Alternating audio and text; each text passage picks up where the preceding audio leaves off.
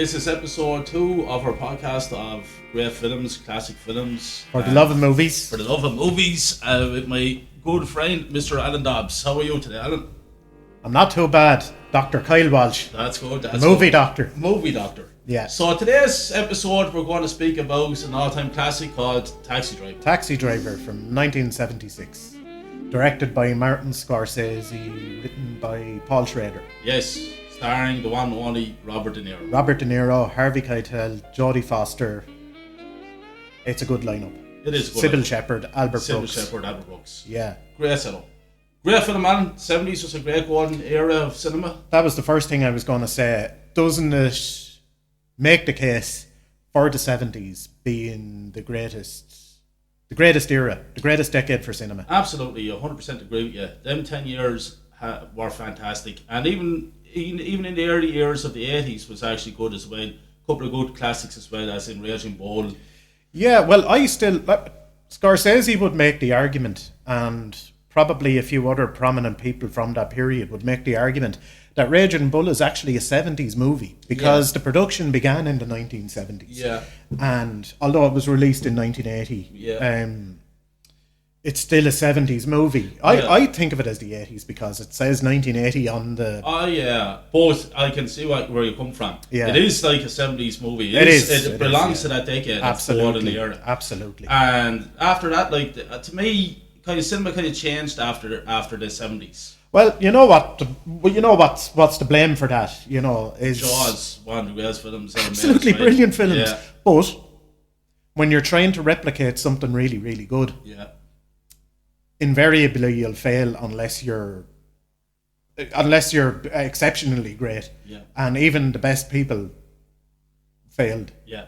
You know. Well, it's just like I said to you that Jaws became what we all know now as a summer blockbuster. A summer blockbuster. Well, I mean, even like we won't start in on it now for another hour and a half. But I mean, The Exorcist would have been a blockbuster and would have been. It wasn't a summer blockbuster, but it would have been a blockbuster. The Godfather was a blockbuster. You know, I mean, the thing is, right? In the 70s, the summer wasn't necessarily a time for blockbusters. It was actually almost always around Christmas or Thanksgiving. Like our American cousins call, you know. Yeah. It was always around then. I mean, you know, the sort of tentpole movies, which weren't called tentpole movies in those days, but they were always released around Christmas or Thanksgiving. They were very rarely released around the summertime. Jaws was a summertime movie. Yeah. Star Wars was a summertime movie. Yeah. I don't know about Close Encounters. When was that released? Was it released in the summer or was it released at Christmas? I think Close Encounters were released around the Christmas year. I don't think that was a summer blockbuster. I kind of think of it as a Christmas movie. Probably because I always just saw it at Christmas. Yeah. Well, yeah, but this Jaws in the 70s, that kind of changed the kind of... You look back on it now, that's where it's all changed into a summer blockbuster. Then you have all these summer blockbusters coming, even to this day. Yeah. But no, the 70s is the golden era. That's when, in my opinion, film really... It's the greatest era. It really came to life. And how serious film could be.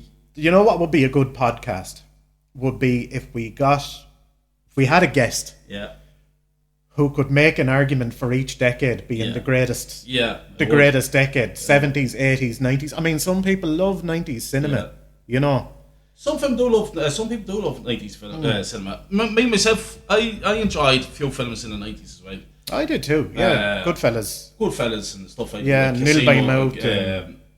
Casino and stuff like that. Yeah. But Fargo, and then you have even Quentin Tarantino came along with Reservoir Dogs was his first one, and that was 91, 92. And then you had Pulp Fiction in the 90s as well. We're getting a guest in about Pulp Fiction. We're going to have a guest in about Pulp Fiction, and that's going to be a discussion then. But listen, let's go back to Taxi Driver. And Taxi Driver was filmed in the summer of 1975. Right. It was filmed in the summer of 1975, and the heat is nearly screaming off the screen. You know, you can tell those nights are really that he's there in the cab and he's there in New York City, and it's stiflingly hot, you know. And it's like the city in itself is a character of that film. The city in itself is a character. It is. The city is a character. Yeah. Bernard Herrmann's score is a character. It's a haunting jazz score. Yeah. Sort of a gothic jazz score. Very haunting. The cab is a character. The cab, yeah. Because you're in there. It's like he's in an iron coffin. He's like in an iron coffin, a moving iron coffin. Yeah. But everything is a character. Like everything is a character. It's so every aspect of that movie is so distinct. Yeah. And so contained, and it works so well together. There's not a wasted second of the film. There's not a wasted line of dialogue. No. Everything, and it's some of the most memorable dialogue you're ever going to hear. Yeah. Like, it's like going back to Raging Bull. When you have Jake LaMotta, the character of Jake LaMotta, not the man Jake LaMotta, the character of Jake LaMotta, sitting there doing his one-man show, and he's prepping for it in the mirror, and he's quoting on the waterfront and stuff like that. If you were to have a modern-day Scorsese, and he was making a modern-day Raging Bull, you would have a modern-day Jake LaMotta character quoting Taxi Driver. Taxi Driver, yeah. It's one of the most quotable films. It's one of the most quotable films, thanks to the absolute fucking legend that was Paul Schrader, one of the greatest screenwriters ever, an amazing man, a man who didn't even see a film. He wasn't even in the cinema to see a film until he was nearly 20 years of age. Yeah. Schrader, he actually went into university. He actually studied in film criticism. Yeah, film criticism. He didn't even try to be a film director. No. Well, he came in as a writer. Well, he came in as a critic, and because he was a big fan of Pauline Kael. That's right. The legendary. Pauline Kael took him under. She did, yeah. And he instantly sort of distinguished himself by writing a negative review of Easy Rider. Okay. Yeah, he hated Easy Rider. Well, to be quite honest with you, I think I'm probably very few people that agree with him on that one. Yeah. I never liked Easy Rider. I was never a huge fan of it. I remember being really underwhelmed when I saw it first. Yeah. Now, it has great things going for it. The visuals are beautiful, I think. Yeah. The imagery, the imagery and visuals, the way they use the music is fantastic. I'm particularly a fan of that kind of music anyway, or most of it. Apart from, that Steppenwolf number, Get Your Born to Be Wild. I'm not I just think it's a silly song. Yeah. But my problem without going into a criticism of Easy Rider, my problem with it was that I really don't want to be lectured to by two fucking smug fucking millionaire hippies. Do you know what I mean? Yeah. Movie actor hippies, I just felt it was very empty. I just thought it was a very empty movie. Yeah, as we said, it's just there was nothing in that film I liked. It just underwhelmed. I was very disappointed. Massively underwhelmed. Massively. Yeah. But Dennis Hopper's next movie after that, the last movie, is actually a seriously interesting film. But that's a discussion for another time. Back to Paul Schrader. Yeah, Paul Schrader, yeah. So he went on, he was a critic, and he actually had no money at one stage. Lived in his car. Didn't talk to anybody for 2 weeks. His wife left him. Yeah. He actually admits that he had a kind of an affair on his wife. And even then, that the girlfriend he had an affair with kicked him out. She threw him out. So he literally had nowhere to go. And living in the car. I think the girlfriend then, went upstate somewhere for a few weeks, and Schrader got back into the apartment for a couple of weeks, and he lived on the sofa and typed in the kitchen. Yeah. And he did a lot of work on Taxi Driver. He was obsessed with guns too. And Schrader, and you see it cropping up in Schrader's scripts and the movies that Schrader subsequently directed. Schrader was obsessed with guns. He really liked guns. He was obsessed with this sort of almost suicidal zeal. And you see it in Taxi Driver. You see it after the bloodshed. The next thing Travis wants to do is blow his own brains out. Exactly. And you see it crop up in Schrader's subsequent films. I suppose the most notable one would have been the one he did in 1985, Mishima. Right, I didn't see that one. Yeah, that's an interesting one where the main character commits harakiri at the end, and it's a true story. Right. And Schrader was obviously obsessed with Japanese culture too, you know. But loneliness, guns, suicidal zeal. Yeah. It's all in there. It's all in there in Taxi Driver. Yeah. It's all there contained in the Travis Bickle character. Yeah. He actually said to De Niro once that you're wearing my boots. Yeah. So, and he's wearing his clothes. He's wearing his clothes, yeah. You can see the Schrader came from, that was actually Schrader himself that he was talking Schrader about there on screen. And the loneliness and the lonesomeness and God's lonely man. Yeah. God's lonely man. God's lonely man. And here's the thing. Before we get into Scorsese's involvement in this. It's very rare that Taxi Driver... Now, I can't imagine what it must have been like being a young man in the 1970s and seeing this movie. It's very rare that a young man would have seen this film. Now, I don't know what it's like for young men nowadays. But to not have been affected by it in some way, not to have identified with it in some way... Even if they don't know what it is they're identifying with, there's something that resonates with young men. 100%, and I still say to this day that it does seem to be the case. It just continues to echo down through the decades. Yeah, and it always will. It always will. No matter who you are and where you are in life, there has been situations in your life where you have felt that loneliness, where you have gone through that emptiness, and you're...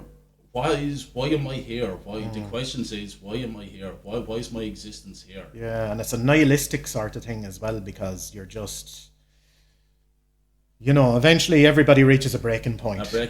Travis's breaking point happens. And it's building. Travis is aware that something is building throughout the movie. Yeah. But he's not able to identify it. Yeah. But eventually he does snap, and it does need to be purged. You see it, and it's like the saying that there's a thin line. There's a very thin line. In the mental health, in the head.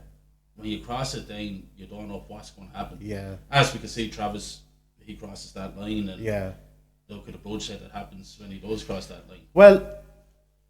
And it found its way into real life as well, because if you remember John Hinckley Jr., who was obsessed with Jodie Foster. Yeah. And apparently, I don't know what film studio Schrader was working for at the time, but Schrader had an office on one of the lots, on one of the film studios in the late 70s. At this point, he would have been directing movies. He would have done blue collar, hardcore, and I think he was actually working on American Gigolo at the time. Right. And this guy visited him at his lot, at his office at his lot, and he said, "How did you know about me?" And he said, "I beg your pardon, I said, "How did you know about me?" "What do you mean?" "Taxi Driver, you wrote that about me." "I didn't." "That is about me. That's me. How did you know?" And he goes, "Look it." And he thought that they discussed loneliness, they discussed the things that affect people, that seem to affect men. Yeah, men, yeah. And off he went on his way. And later on, when Hinckley tried to kill Reagan, and discussed his obsession with Jodie Foster, the FBI actually did interview Schrader and wanted to know, how much did you know about this? How much did you know about this guy? Right. But of course, what could Schrader say? What could Schrader say? Yeah. But the characters are very real. They're very real. Even down to when they were prepping for that movie, when they were getting ready to shoot, when the shooting had begun. And Schrader was on set. It's a very unusual thing for a writer to be on set, but it seemed to be the case that it was needed. And he told Scorsese, "I met Iris last night." Iris is Jodie Foster's character, the teenage prostitute.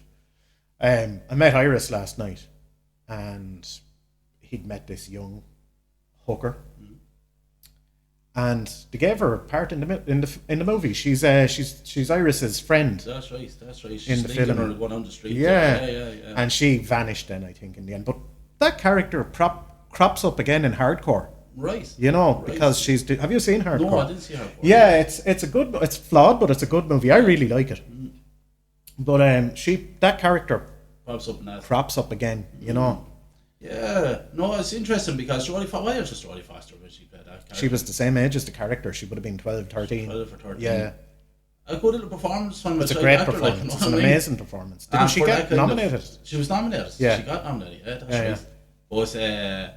Yeah. But as I said, like, that was that everything about it, like you said about the characters being so real in that film.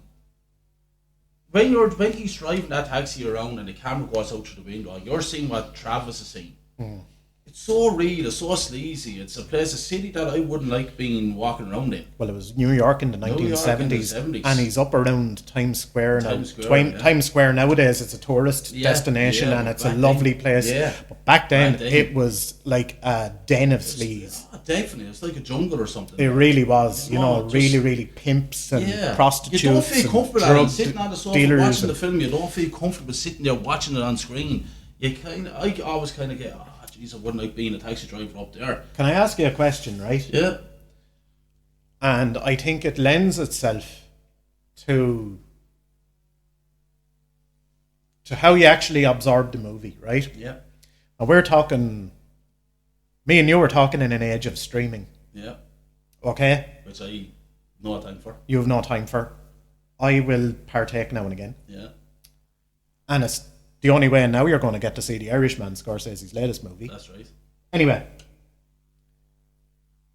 when you saw the film first, did you see it on VHS? Yeah. Yeah. I did too. I got the VHS from a video shop down on the quay. Yeah. And I rented it. And I brought it back the next day and I bought it off them. Yeah. And I think that was the only way to really take in that movie for the first time. I don't know what it'd be like seeing the film on DVD for the first time or seeing it on a stream on Netflix for the first time. I actually don't know. I don't know if the experience would be the same. But then you see, Alan, filmmaking in itself, you can have this conversation, filmmaking in itself is completely different back then than it is today. Your whole viewing of a film is completely different back then when we saw these films than what it is of today. Yeah. It's just totally different. And I wish that everybody had the chance to see these films the way we did. Mm-hmm. Obviously, the younger generation I'm talking about never got the experience that we've had. Yeah. Because you'd appreciate these films even more so if you did look back on it back in our day. I think you would. No, these days, like, I'm sure young fellas have today, like, I have a nephew there and he's a teenager and I think he'd appreciate it for what it is, but I think he'd walk out the door and it'd be gone over his mind. Okay. Where with us, we watched this, like you said, you bought it straight away. Me, I would do the same thing. And we would have looked at it, studied it, studied it. And always have for the remainder of our lives, we'd always been. But I just think it's just completely different these days than it was back in them days. I think that's loved running down to our local video store, renting out these films. On VHS. Even DVD and Blu-ray. And now you see all these video stores are all closed down. So now all you have is the internet and streaming and downloading and all that. And I don't think it's the same experience. It isn't really the same experience as what we had.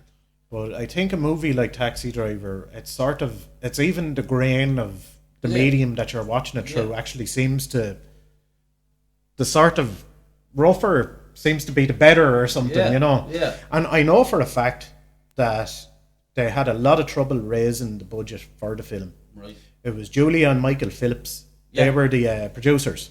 They were nominated too. And they were nominated too, and rightly so. Yeah. But they had a lot of trouble raising, and Scorsese at one point thought, we're still going to make it, but it might end up being shot on black and white videotape or something. Yeah. But I mean, luckily enough that it came to what it is. It worked. Where would you rate it, Alan? Would you rate it in your top 10 favorite films. Top 5. Yeah, it's definitely my top 5. Yeah, top 5 easily. I just think it's a perfect film. It is a perfect film in every way. Yeah. You know, we spoke about The Exorcist in the last podcast. Yeah. And as a film, I think The Exorcist is the perfect film. And I actually said Taxi Driver is also a perfect film. It is a perfect film. You know, there's nothing about that film that shouldn't be in it. There's nothing at all, because there's not a line of dialogue wasted. We talk about Bernard Herrmann's score a little bit. When Scorsese approached him, Bernard Herrmann, obviously for people who don't know, Bernard Herrmann was a very, very famous film score composer. He chiefly worked with Alfred Hitchcock. Yeah. He wrote the score for Psycho, which is probably, or would have at one point been, the most famous score of all time, and the most recognizable sort of audio depiction of horror and violence. Scorsese wanted him for Taxi Driver, but apparently he was an incredibly contrary man, a very contrary man, and said, I don't have time for this. So Scorsese gave him the time frame and said, well, it could be done. Okay, well then, what's it called? Taxi Driver. I don't do scores about, movies about taxi drivers. What's the plot? So I told him the plot. No, I don't know. I can't commit to anything. And then I think he was offered a bit more money, and he was enticed. Money talks. So he did, and he completed the score on Christmas Eve of 1975, and died that night. Yeah, because I was about to say to you, he actually died in the mid-70s. So I was about to say that to you. He actually died that night after completing the score. On Christmas Eve. Jesus. Yeah, in 1975. I didn't know that. Yeah. And the movie is dedicated. It is dedicated to Bernard Herrmann. Yeah. But when you think of New York, even if you didn't before, when you think of New York, you think of the city. You think of jazz. Or you think of that kind of sound. Saxophones and New York seem to go together. Yeah. And it's captured beautifully in the score for Taxi Driver. Yeah. And even when you're looking at the... he's using harps. Yeah. He's using saxophones. He's using a lot of drumming. Snare drums for that rattly sound. Right. And when you're even looking at the titles on the soundtrack, it's so descriptive. You can conjure up the exact scenes just by looking at the music cues. There's Betsy in a white dress. That's right. And you can hear the harps going, and it's almost hallucinogenic because the movie is almost hallucinogenic. It's like being awake for days on end because the main character is awake for days on end. Yeah. There's another bit. The 44 Magnum is a monster. That's right. That's another title. Right. And actually, we'll talk about that a bit. Yeah. That scene a bit. Yeah. That scene has Stephen Prince, isn't it? Stephen Prince. And the guy, Stephen Prince, this guy who's selling the guns to Travis Bickle, this guy was a real hustler. It was a hustler in real life that Scorsese knew. This is the fella that picks up Travis on the corner in the taxi and goes to a hotel room. Yeah, he was a drug dealer. He was a guy who would literally sell you a Cadillac, would get you a Cadillac, would get you a 44 Magnum or an automatic or whatever, In real life. Oh, in real life. Right. So he's laying all the guns out there. But do you remember the scene in The Irishman? Scorsese. That's right. Scorsese revisits that motif. Yeah. And he has the Frank Sheeran character with the guns laid out, picking the most appropriate gun to bring to do the hit that he's going to do. Yeah. Which you won't talk about. We won't do spoilers. We don't do spoilers in this podcast. No. But it's a great scene. It's a great scene because what you're getting is, and I'm talking about Taxi Driver, what you're getting is a simple transaction of a guy going to buy a gun, and it's made into this artful, meaningful scene.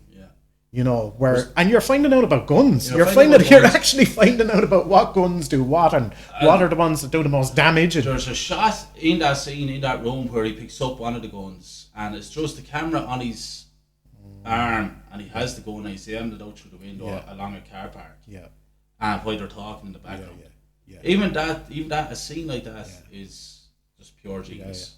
You know, it's so simple, but yet such meaning to it, like, you know. There's a great amount of meaning to it because, I mean, even people are walking around unaware and there's Travises everywhere. Yeah, Travises everywhere. You know? Yeah, it's a great scene. But yeah, that room, like we were saying there, the hotel room, I didn't know about that fella, that he was a real life hustler, like. Scorsese made a short film about him around the same time. American Son, I think it is. I'll have to look it up, but he did. And Scorsese interviews him in a jacuzzi or a hot tub or something. He must be the right character, this one. Yeah, this guy was an interesting guy. Like, but I love the fact that Scorsese brings guys like that. Yeah, brings real life into his movies. Yeah. Makes it even more real. It's really powerful. Yeah, it's really powerful. Gives off a different kind of feel to it. It does. Let's talk about. We'll talk about Scorsese's involvement in a few minutes, but what we talk about is Scorsese and De Niro in that taxi scene. Okay. I think that is just an amazing 5 minutes of film. It's a great scene. And do you know that when the very first movie that was being made about Charles Manson was in pre-production, the producers wanted Scorsese to play Manson. Why not? From seeing him in that. Very Samson, sure. When you look at that scene, very like Manson. Yeah, it's a very intense scene. It's a very intense scene. Yeah. With Scorsese, did I tell you to turn off the meter? Yeah. Leave that meter running. Put it down. Put it down. I didn't tell you to turn it off. Brilliant. We're just going to keep it going. Did I tell you? I just told you to put in. That's what I told you. And De Niro, just the eyes on De Niro looking through that mirror. And he just taps the mirror, just angles it slightly just to get, what the fuck is in the back of the cab here? Like. It's brilliant. It's a brilliant scene. So intense. It's incredibly intense. Did you see that light? Did you see that light? See that? That's my woman. See that woman? That's my wife up there. That's not my apartment. I'm going to kill her. I'm going to kill her. She's with it. Yeah. Here's the thing, actually. Just the character of Travis. He is a racist, isn't he? He is a racist. He's particularly repulsed by black pimps. Yeah, big time. You can see it in him. So that there's a scene where he's outside the coffee shop. Yeah. And he's talking to the wizard, the wizard character. And a black fella walks by, and you just see De Niro. And they actually did the same kind of shot, if you cast your mind back, to Joaquin Phoenix in The Joker. That's right. Where the clown walks by in the taxi. Yeah. And the camera's just on Joaquin looking. Very same as the scene of De Niro with the taxi driver. But that guy that's walking along is clearly a pimp. I think he's disgusted by pimps. Yeah. And if they're black pimps, he's really fucking hates them. Like, you know. No, De Niro's character, he's just a mixed up individual. He has so many issues about so many things in society and in social life and just everything, like.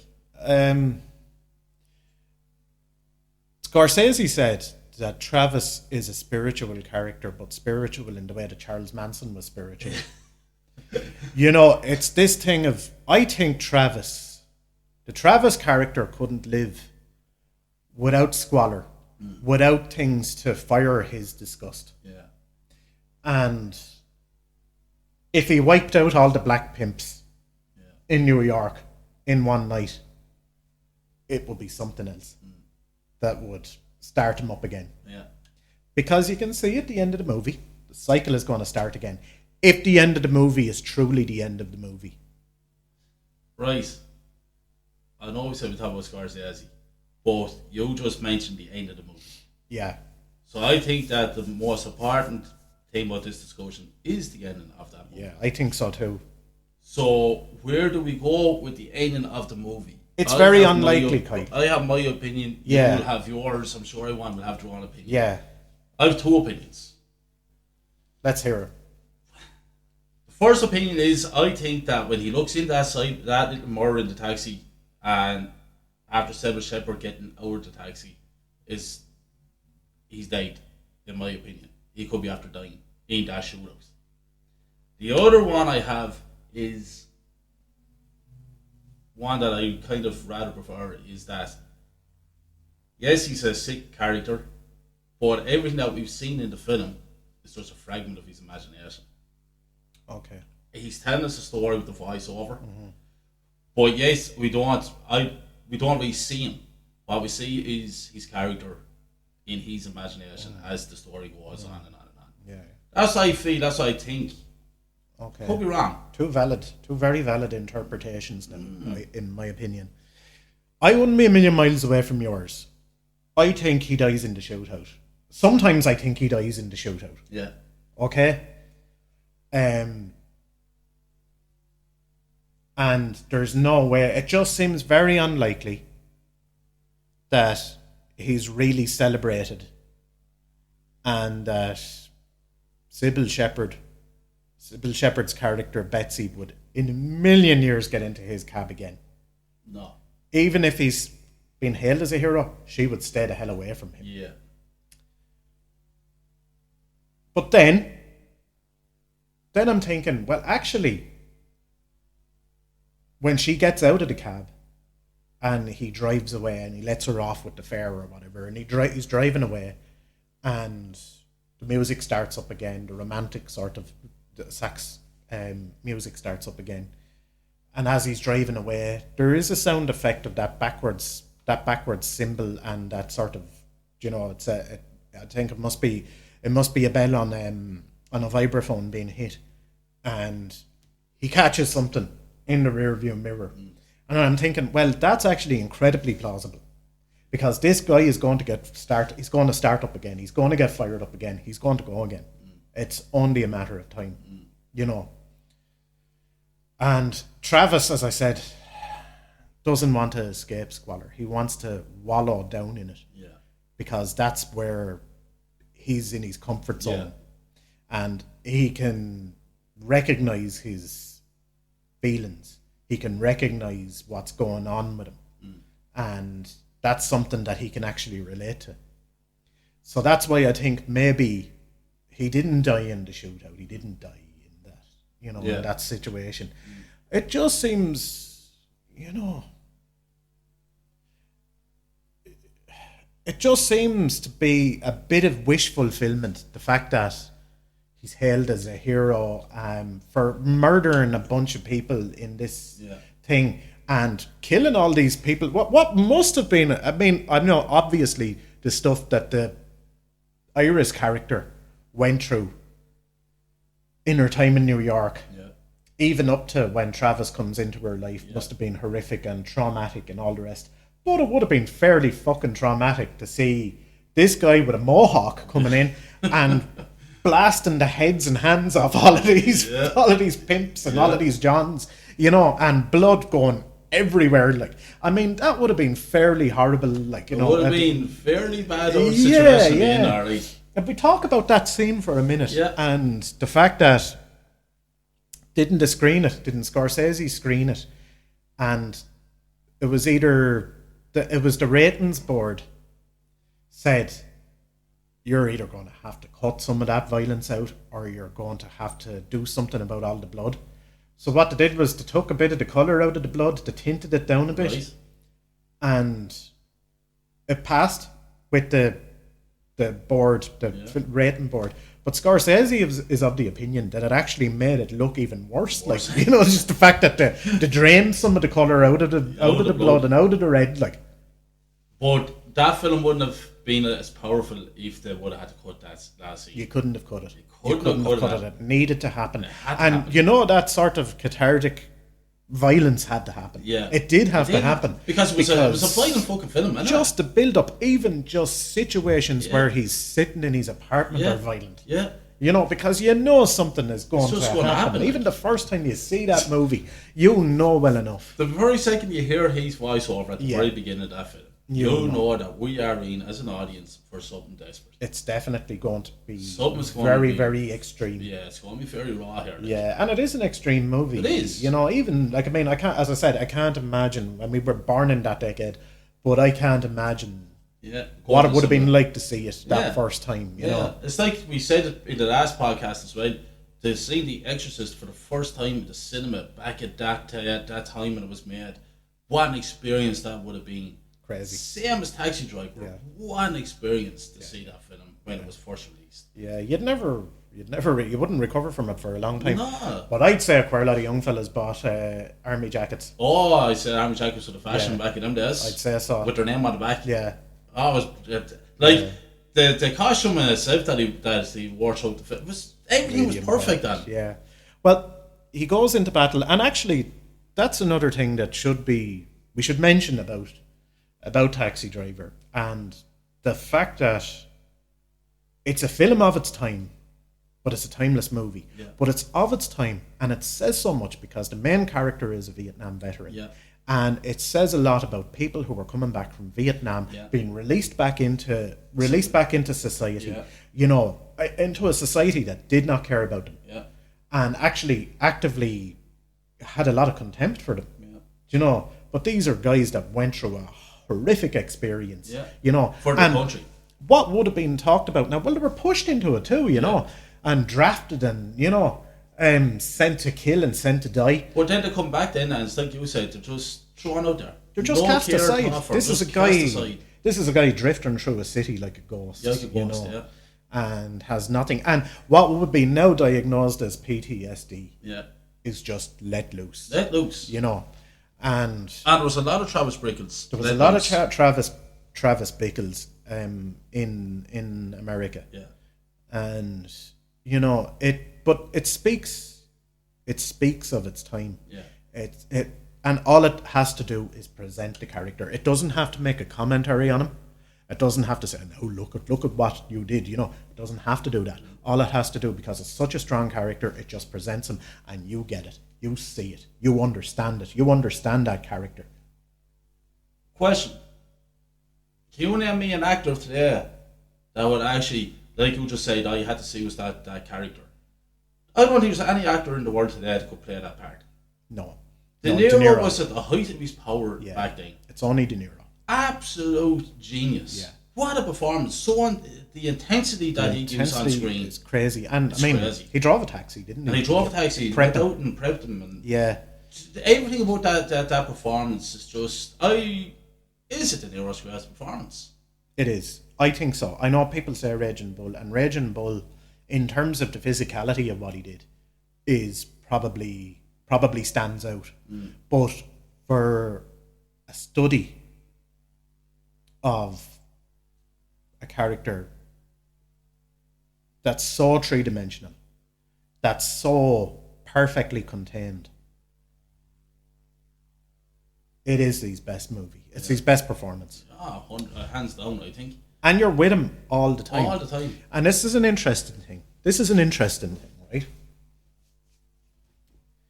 Scorsese wrote, or insisted on Schrader writing a scene where it's Harvey Keitel's character Sport dancing with Iris, with the Jodie Foster character Iris, and you have a variation of the score playing on the record player in that scene. Scorsese insisted on having that scene, and Schrader said, no, you're with Travis all the time. It's all from Travis's point of view. Once you do that, you have to take Travis out of there. You're taking Travis out of there, and you're breaking the momentum of the film. Scorsese insisted. I can't remember the reason why, but Scorsese insisted. So they shot the scene, and then Schrader said later on, and subsequently, Marty realised it does actually break. It does break the momentum of the movie. So he had to insert a scene of Travis sitting out in the cab, looking up at the window. He had to do it, so that it looks like he's watching.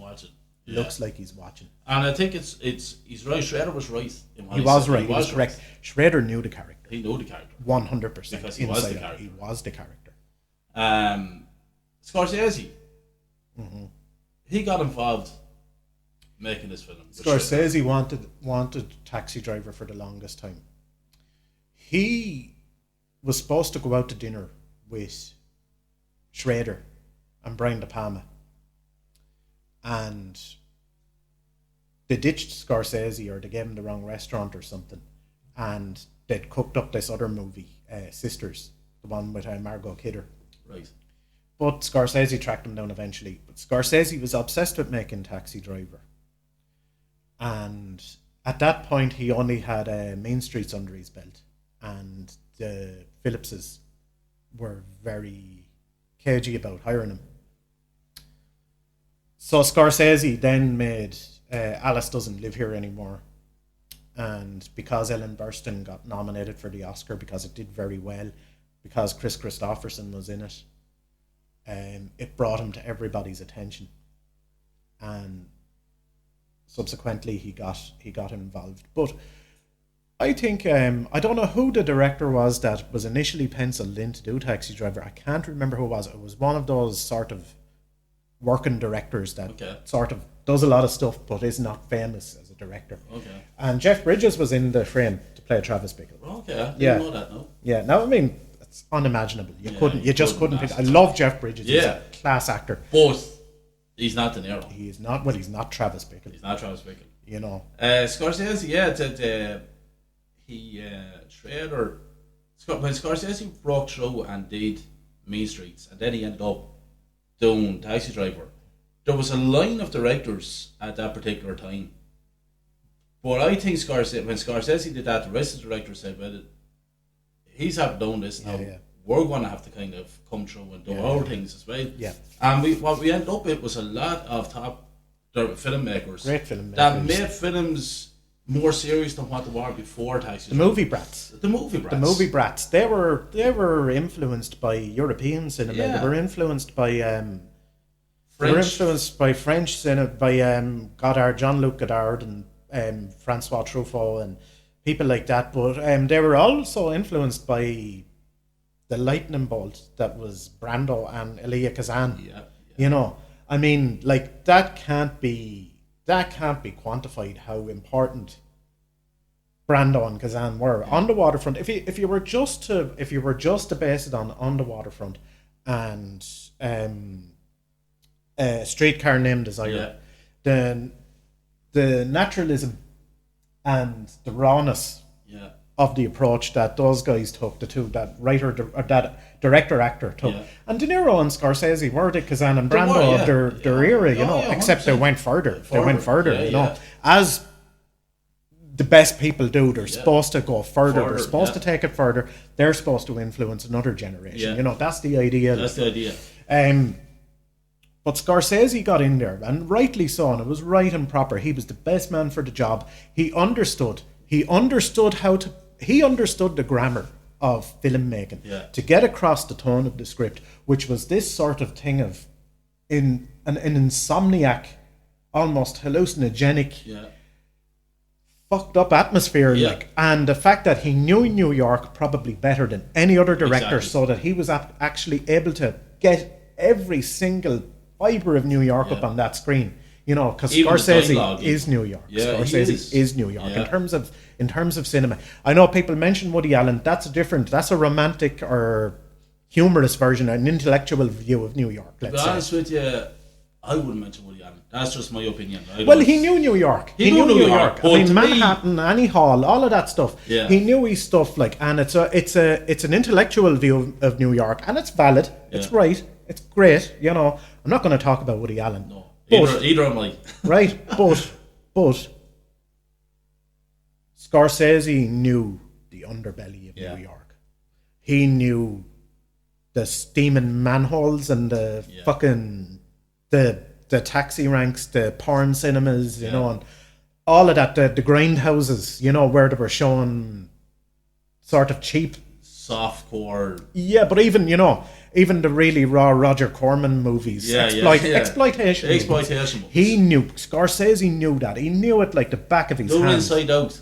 He's an amazing man. He knew New York the way James Joyce knew Dublin. Yeah.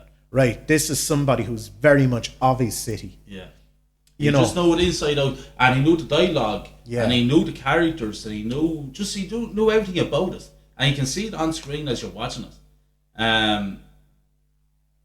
What was I going to say to you about Scorsese? I want to say something to you about Scorsese. But you have a think about that, but I was just going to go back to just the fact of New York and Scorsese, when they were actually shooting it, because they shot it in a very, very hot summer, that summer of 1975. And they had a lot of trouble in a lot of the locations, because Scorsese insisted all the exteriors. They shot the interiors in Los Angeles, but they had to shoot the exteriors in New York, but they had a lot of hassle. They had a lot of trouble. In some of the places was really dicey, because the characters that the movie was about, a lot of those characters were knocking around all the dodgy street corners. Individuals, were around, like, and if not, it was really crowded and was really. At that point, De Niro was sort of becoming a movie star too, so it drew a lot of attention, and there was hundreds of people around the set, around the locations. And apparently Scorsese said at one point his father came down to visit the set, because his father still worked in the garment district. He still worked in one of the factories where they stitched together the suits and stuff like that. And his dad went down, Charlie Scorsese went down. I mean, he was in a lot of his son's movies, That's right, That's what the mother was. Yeah, really interesting people, immigrants, and amazing stories and stuff like that. But he said his dad went down to say hello to him and to speak to him, and his dad was there, and he said, Marty, I'm just over here. And he turned around again to talk to him, and there was such a swell of people between him and his dad. They didn't get the chance to talk at all, Unbelievable. But sure, there was a scene where De Niro gets into the taxi and he's driving off down the sidewalk. You can see on the sidewalk hundreds of people. They're looking. At De Niro in the taxi. Because they all know who this De Niro was. But it works because it's like, as we're becoming more and more aware of Travis's mission, it's almost like everybody else is able to see it too. Exactly. That's why it works. Yeah, that's why it works. So you can get away with something like that. Exactly. But I just talking about Scorsese. I was about to say something and I couldn't think of it. Sorry. But the wealth of knowledge of film that Scorsese has. He is cinema. He is cinema. Scorsese is cinema. He knows everything you want to know about cinema. He knows the inside and out. Here's a question. Is he the greatest director ever? Even forgetting the shit that he's made over the last 18 years until The Irishman, is he the greatest director of all time?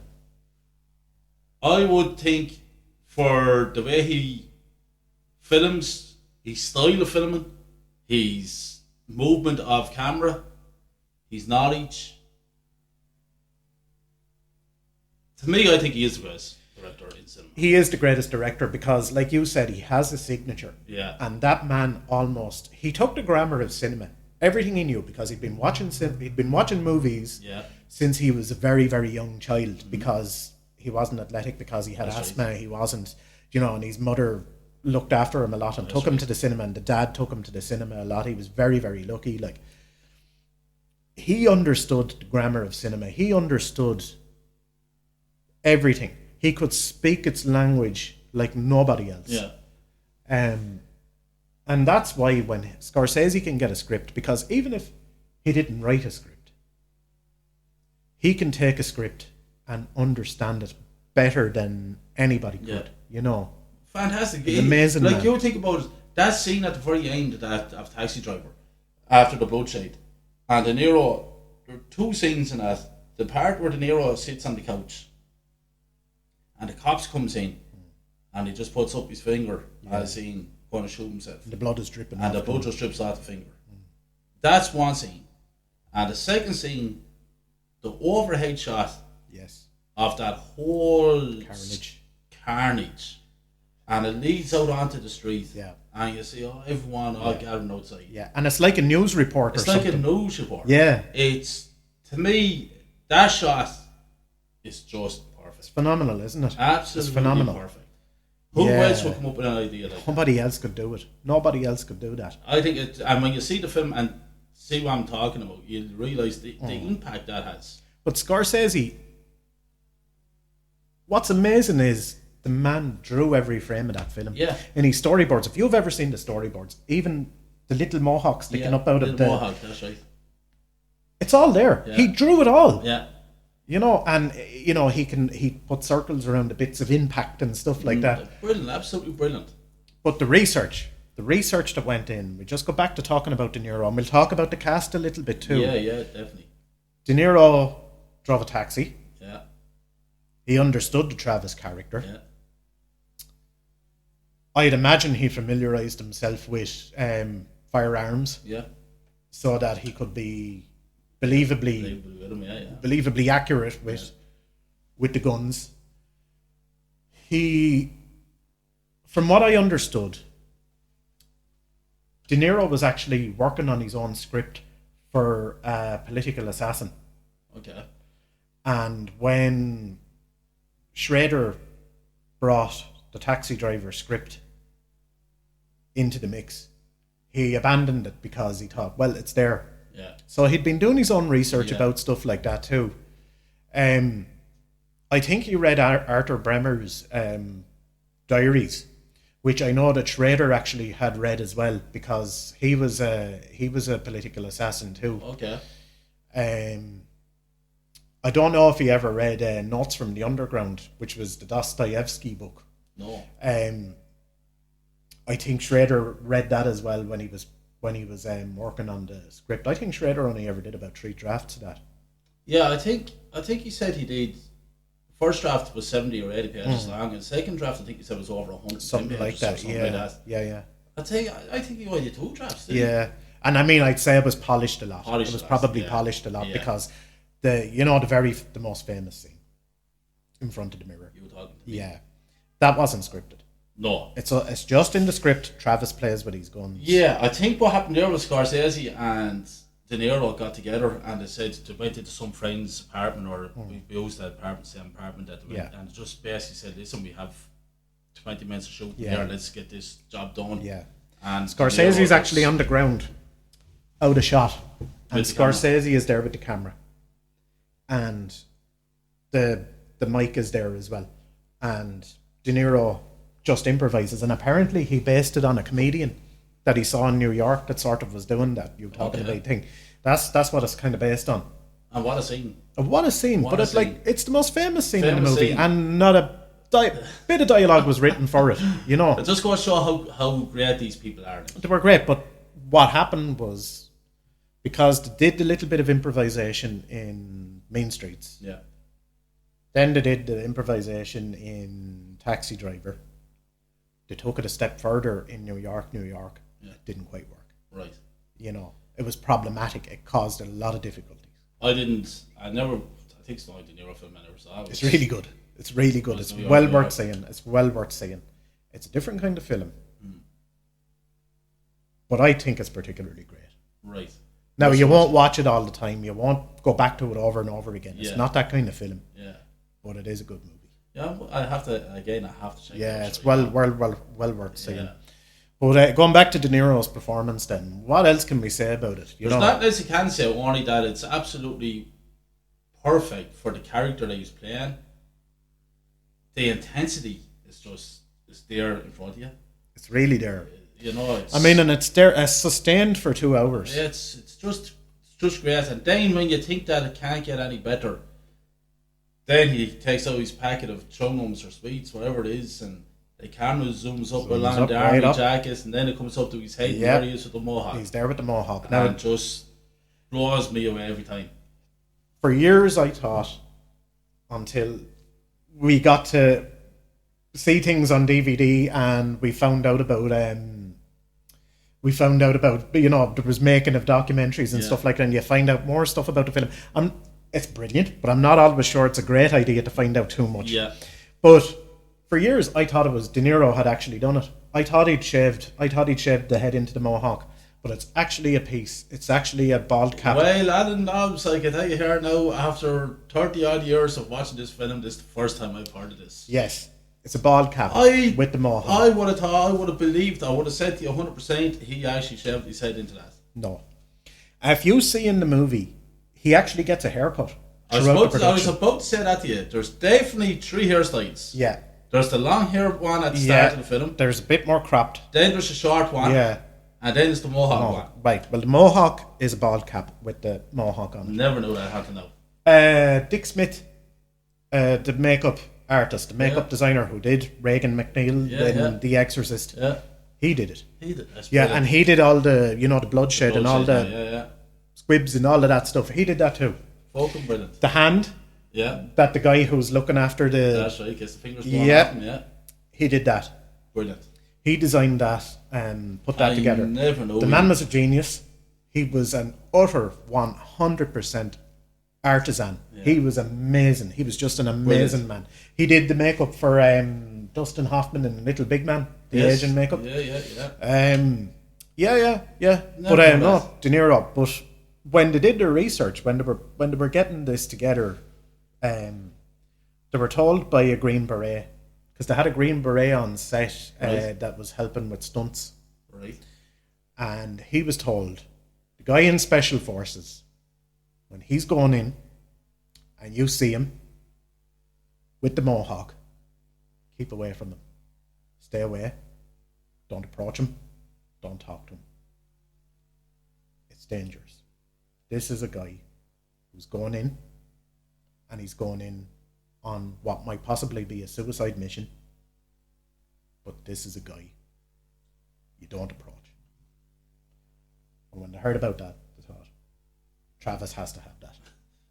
And there you are, he gets it, and then he gets into his taxi, and you see him, he's really looking, and he's so out of his mind, and he pulls up, gets out, walks over, bang.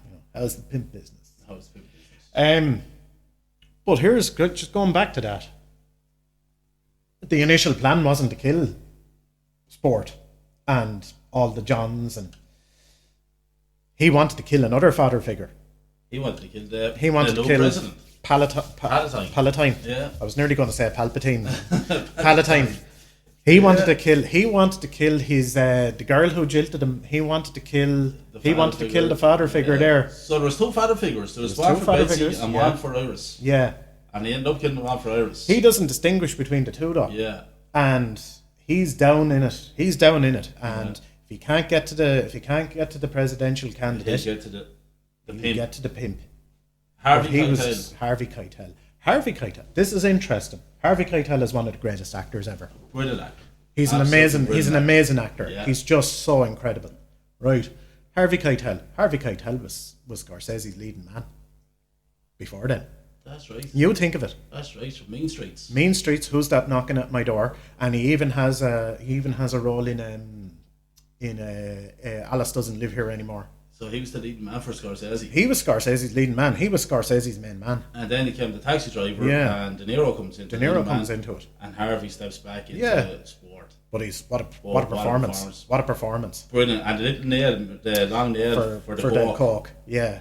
And the way just the pimp with the 12-year-old, the way he dances. So that scene that he's dancing, creepy. That's creepy so as creepy. fuck. It's creepy. It makes your skin crawl. And you see me with rubbing her hair and little white based on him with the hat. The little hat. The long hair. What a prick. Absolute prick. There's a bit where he's talking when he meets Travis first, and Travis is making arrangements to go off with Iris. Easy. There's a bit where he says, keeps saying he's a cop. Yeah. And he goes, have you known it's entrapment already? And he makes that square. That's right, yeah. Puts it up. Apparently, that was something that, of all people, Scorsese's mother showed Harvey Keitel. It was something to do with that. It was something to do with not entrapment as such, but it was something, somebody being framed or something. She showed him that. Scorsese's mother showed him that. So he incorporated it into the film. Into the performance. Scorsese's mother, though, she was so great. Character, She was so great. Every single thing that she was in, that her son did, she's totally memorable. She was just amazing. And I think do you know the newspaper cuttings on the wall? Yeah. For Iris's parents getting her back. That's right. That's Charlie and Kathy Scorsese, isn't it? I would like to say yes. I think it is. I would like to say yes. Yeah, I think it's them. Yeah. Because between Mean Streets and Who's That Knocking at My Door, Scorsese made a short documentary called Italian American. Right. About his parents. Okay. And it's an interview with his parents on the sofa. And they're just it? talking. Yes, brilliant. I said brilliant. I never it's saw really that. good. And the film ends with her pasta sauce recipe. Ah, Jesus Christ! It's great. Wasn't that recipe in Goodfellas? In Goodfellas. When we were sitting at the dinner table. She turned up on the set and made the food. They told her you don't have to. No, I'm going to make it. I'll make the food. And sitting down having this. So they had to sit down and they went and they sat down and ate Mrs. Scorsese's food. and I went out then and ordered and fell out the back of the car. That was so funny. Brilliant. That was so funny. What a film. You know.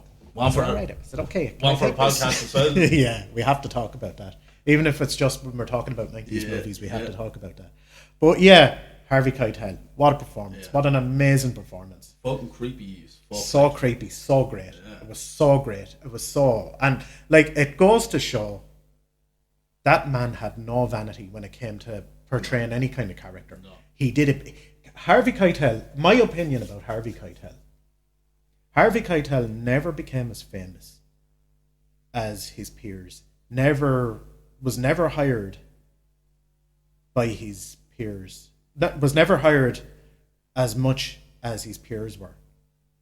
Simply for the fact that the man just was totally fearless in his performances. Did not care if he was portraying a character that was really repugnant, or was really vulnerable, or was really violent. He just didn't care, you know.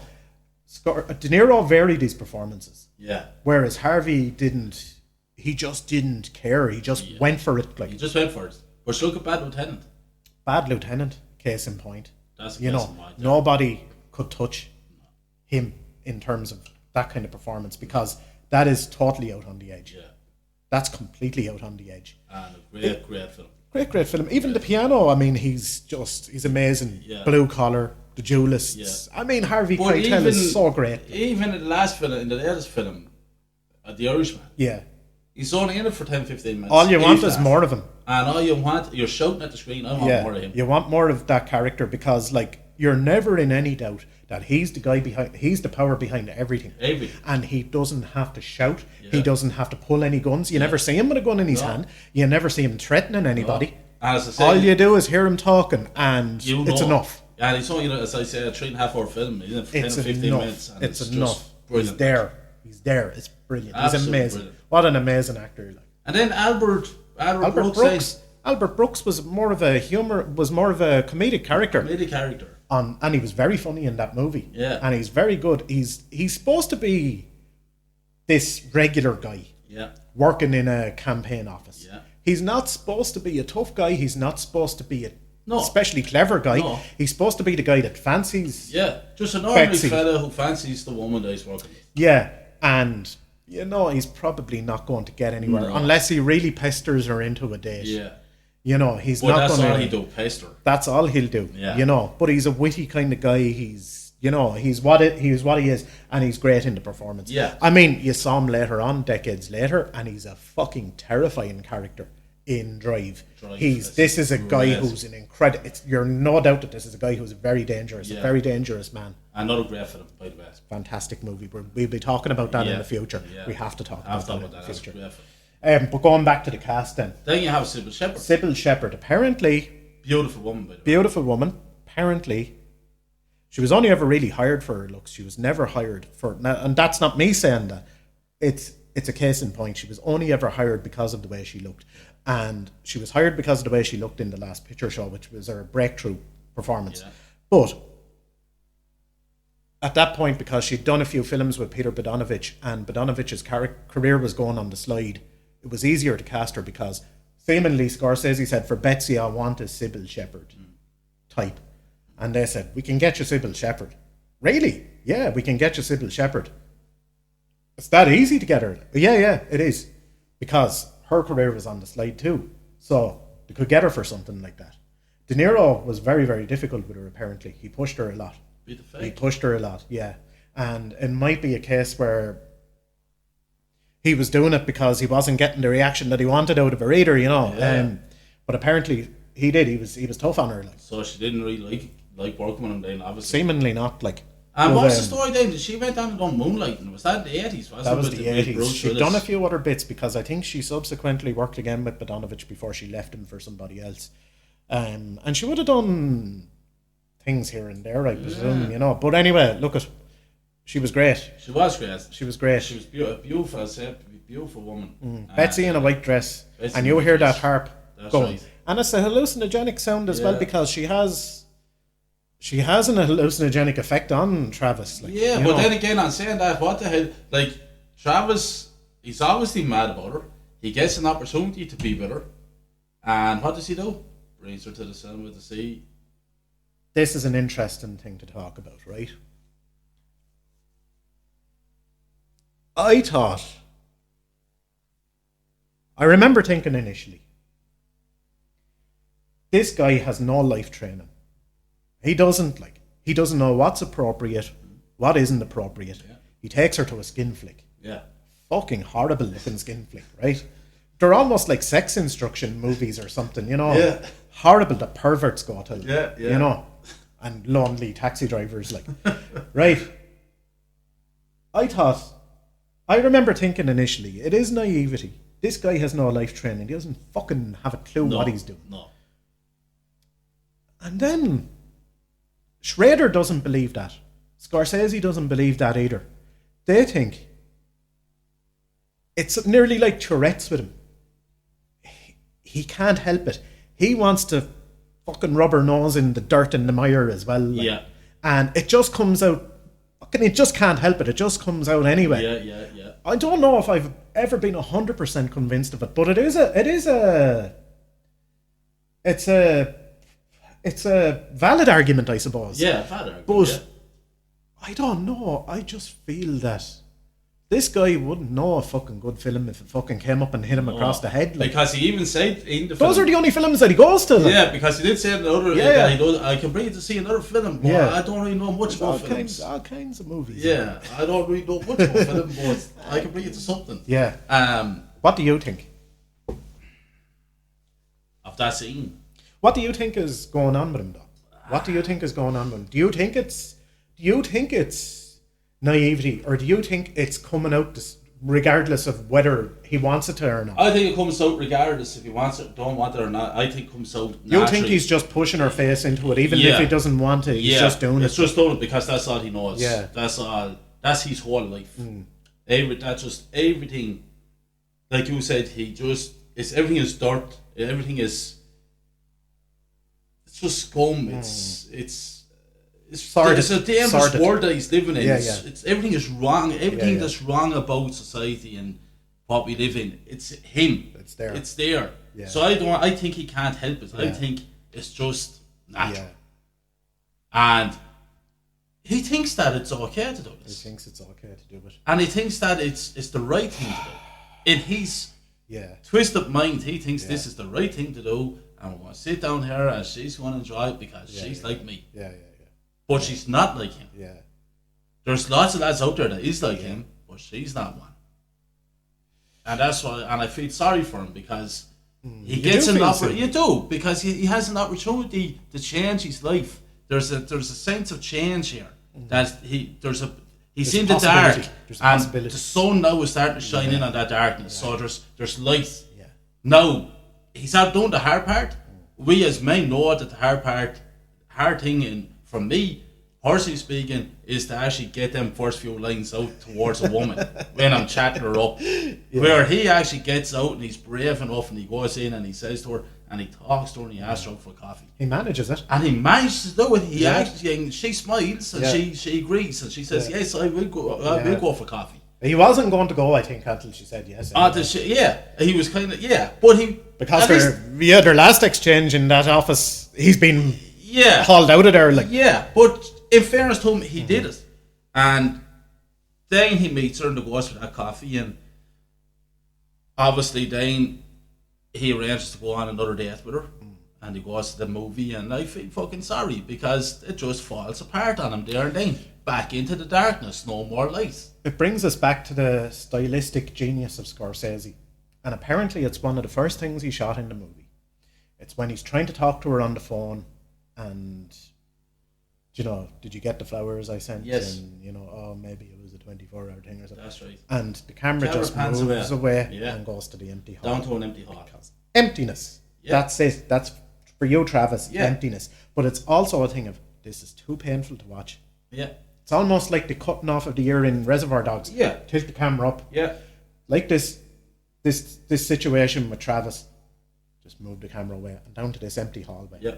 And that's Travis's existence. Yeah, because that's as you say, he was on the phone, he's talking to her about the flowers and about the sickness and all the rest of the thing. You can feel it for him. Yeah. And it's very hard to watch. It's very hard to watch. And the next thing, as you said, the camera pans away and goes to this empty hall. Yeah. And there's a door at the very end of that hall, and that door is open. Yeah. And there's darkness through that That's door. it, yeah. And that's basically saying, Travis, you're walking down this hall. This hall could be, this hall, for me, this hall is like, this is the rest of your life. Yeah. And you're going to walk down the rest of your life as an empty person. That's it. As a lonely, as a God-lonely man. God's and lonely that door man. is the end of it for you. That's your death. That's it. And it's black. Yeah. And that's what you're coming to. That's it. That's it. And it's so sad. Yeah. And it's so tough to watch. It's tough to watch. But that's Scorsese's genius in terms of stylistic absolute genius work, you know. I mean, he's just an amazing... No one else would even think of that. Yeah. But, okay. Jodie Foster, her performance. Brilliant. As what? a 12-year-old. What an actor. You know? What an actor. Absolutely. But Jodie Foster, Jodie Foster always, to me, I was always interested in Jodie Foster as an actor. Great. She's just great. And then she kind of disappeared. She directed She directed, didn't she? she? She went into some kind of direction. I think she directed one or two movies or something like that. She's done a couple. And she's done television as well. She's directed bits and pieces of television. Yeah, no, I was always interested in her.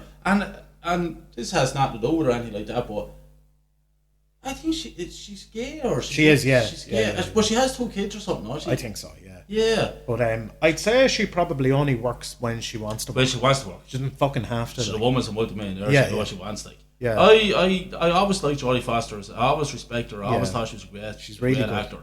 Yeah. And she has the career that Linda Blair should have had. Yeah. You know, Linda Blair, if things had gone right for Linda Blair, she would have had a similar career. Yeah. You know. No, Jodie is always a very good actor. And anytime she's on the television, I'd always watch her. Yeah, I really like her. But, but as I say, who edited the film? Marcia Lucas was an editor on it, George Lucas's wife. She was the editor. Yeah, there's a couple of other people as well. I can't remember. Thelma Schumacher wasn't involved at that point. No, she wasn't.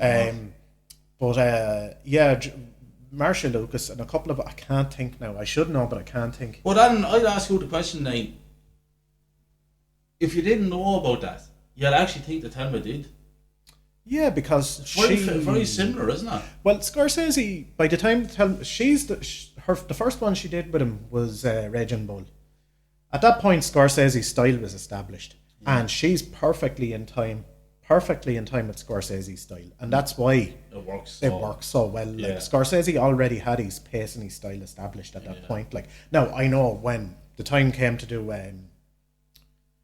Goodfellas, everything sped up. Yeah. You know, and they changed their rhythm, they changed their pacing, and that's very interesting too. Yeah. I know Scorsese slowed down again now in his style, and I love that. I love that about the Irishman. Yeah. This is a guy that doesn't need to hurl the camera around. He doesn't need to track upside down and back and forth through tunnels and stuff like that. Scorsese is fucking going, I know what I'm doing. Just come along. Yeah. Do you know? But anyway, just going back to Taxi Driver. Yeah, I know. Yeah, I think he'd gotten his rhythm between Bean Streets and Alice Doesn't Live Here Anymore. He'd gotten his rhythm. He knew what he was doing. This is a man who can do his camera setups and just burst through it. But one of the brilliant things about Scorsese always has been that he's always made his films on paper before he's made them on screen. Yeah. You know, by the time a camera is even loaded, he has his storyboards. Yeah. He knows what he's doing. You know. And Paul Schrader, he came on set as the writer. Yeah. And that is an unusual kind of thing. That's an unusual scenario. Because as the writer has done it, that should be it. It's over, and often they're not allowed on set. Yeah. You know. Yeah. That was a bit of a... Was he on the set for all of the film then? I'm not 100%. He was definitely there for the location shooting. Yeah. Because you see a lot of on-set pictures as well, and he's there with De Niro and Scorsese. It's interesting because, as you said, there will be actually off-site then by the time to start filming like that. That's completely gone. Yeah. But as I say, Alan, the whole film itself, as a film, it's just pure class, and it's loneliness, and it's it's I think every man has faced that somewhere along the line. Absolutely. In their lives. Well, it certainly speaks to young men, or it did at its time. Yeah. But yeah, and it really planted the flag in the ground for Scorsese going forward. Definitely. I know Scorsese had his ups and downs over the years, and I know his big passion projects were sort of probably more noteworthy in terms of what he went through to get them made, but it definitely planted the flag in the ground. But it also, I think, just summing up, it also established Schrader and Schrader's style and Schrader's approach, and thematically it sort of set Schrader up for the kind of films that he wrote, for the kind of films that he directed subsequently. Stuff like American Gigolo and Light Sleeper and stuff like that, and I know he wrote the screenplay for Raging Bull, or he was a part of the process of the writing of Raging Bull, but he was only part of the process. He wasn't. I know he's the credited screenwriter on it, but that went through so many sets of hands and so many pairs of eyes and all the rest of that, and but he wrote The Last Temptation of Christ for Scorsese. He wrote the one that he did with Nicolas Cage, Bringing Out the Dead. And I know that they were going to work together again on Dino, a film about Dean Martin. All right. But it didn't come off the ground, and Schrader himself said the script didn't work. Right. But so it was a dream team really. Yeah. Scorsese, Schrader, and De Niro. Yeah. It's perfect. You're not going to get any better, So, and then just to sum up, when it came time for awards, did they get the Palme d'Or for it in the Cannes Film Festival? I don't think so. Must look that up. I should actually know that, but I don't think so. But by the time the Oscars came around, what was it? Rocky and Rocky won it. Network. And Network, that's right. Now I never saw Network. It's good. But I saw, obviously we've all seen Rocky. Yeah. But how can a film like Taxi Driver not win Best Film? But how many times was Scorsese robbed? That's the thing, he was robbed, because then what happens is he makes The Departed and he gets an Oscar for The Departed. But that's really, in my firm opinion and my full belief is that's a Lifetime Achievement Oscar. That's what I think too. In so many words. I think so too, because I don't think, even though I love The Departed and I enjoyed for what it is and all the rest of it, it's not his best fucking film, It's not even close to being his best film, even in the last sort of 20 years. Taxi Driver, Raging Bull. Robbed for that. Ordinary People. Jesus Christ. Goodfellas.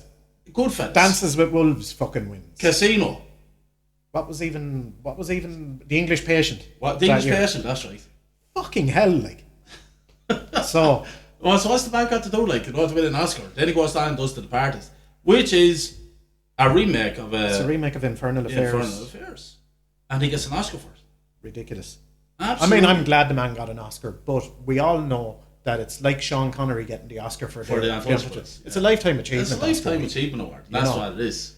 They had to give the man an Oscar at some point, because it was madness that he didn't get one. Do you think the Irishman's going to win any Oscars? He's going to be nominated, I think. I think they got nominated for Golden Globes. They did, yeah. I think they all got nominated, but I don't think he'll win. I think Joe Pesci will win. I hope so. I hope he does. I hope so. The Irishman is a masterful movie. Yeah. But I would say, summing up, like we summed up about The Exorcist, I think if we're going to get a time machine, once we go back and we fucking kill Hitler and right all the wrongs we're after doing. There's a lot of wrongs there. It's going to take a long time. We want to do a podcast about that. We want to do a podcast about that. No. We want to build the audience. Yeah.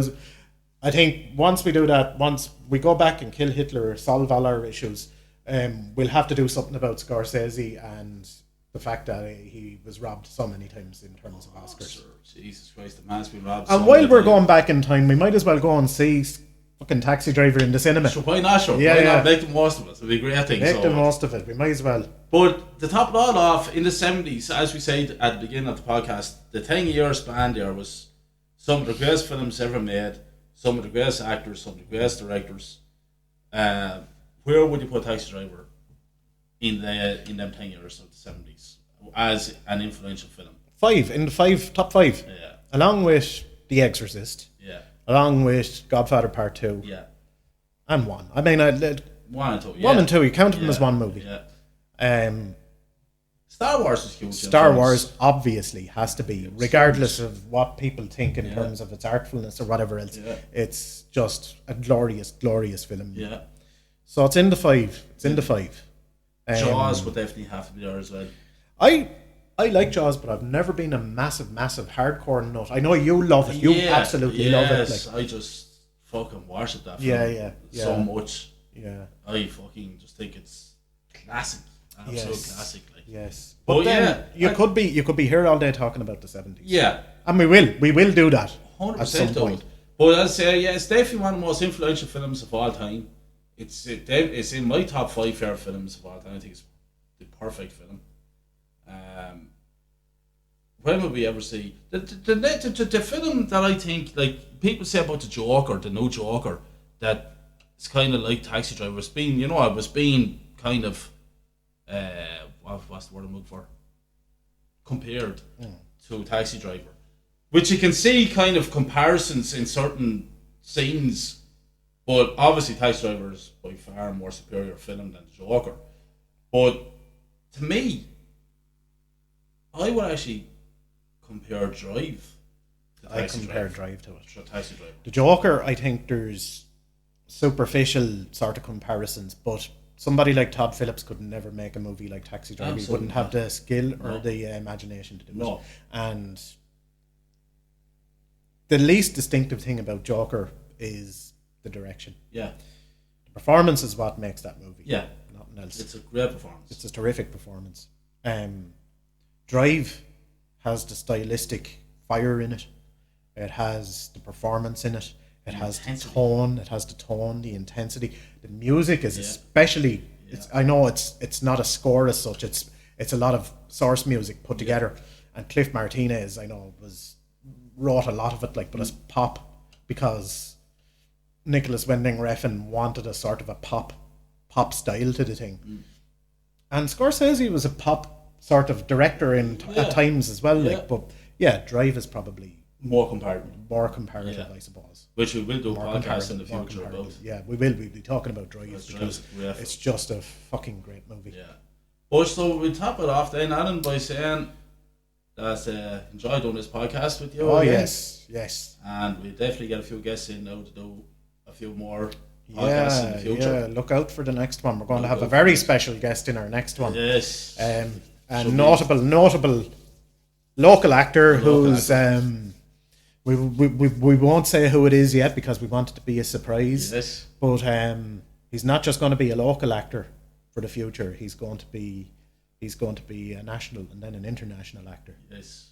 But Taxi Driver. 10 out of 10. 1976. All-time classic. So as usual, Alan. Always a pleasure. Having a chat about the films. Yes. And it's episode 2, so look out for episode 3 of For the Love of Movies.